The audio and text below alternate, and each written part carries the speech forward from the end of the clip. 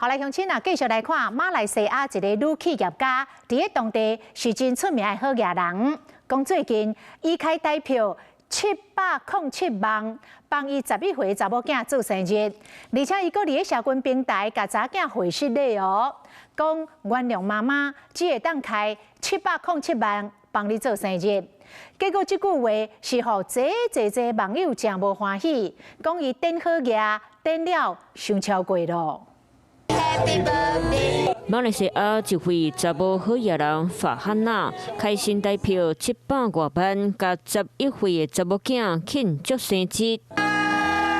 生日礼物轮番上场，先是一台苹果电脑，拍开竟然是一卡落地名表。所以迄间查某囝慢慢啊行向会场外围。现场喊坏声音，叽叽叫，竟然是一台价值几两百万新台票的欧式丰田 SUV， 母囝两人揽做伙，画面使人感动。门外有特别的大礼物。Nama yang Cik nak sebut, tolong datang ke hadapan sebab dia tak tahu langsung tentang surprise ni. 查某好艺人要火车送予捌服务过去2年的金书记，金书记进前为着追求梦想实质，就来送贺礼感谢，嘛鼓励伊向梦想大发展进。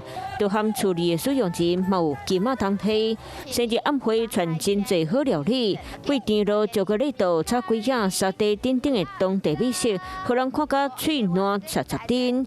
宾客除了会当食一顿粗饱，阁有精品伴手礼通摕，拢欢喜甲噗噗跳。Kita bagi dia. Cik Nah, berapa Cik Nah habis dia semua benda ni?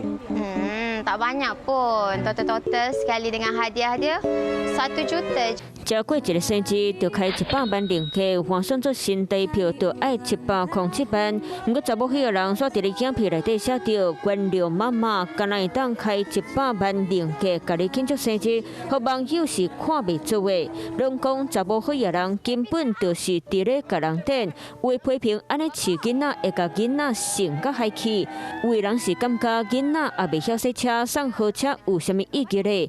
面对这批评，查某迄个人敢若讲，每一位妈妈表达爱的方式无共款，伊所做行为只不过是为着要互囡仔欢喜。Hello， 我是庄慧琪。想要抢先掌握最及时的新闻资讯吗？赶快订阅、按赞、开启小铃铛，锁定华视新闻 YouTube 频道。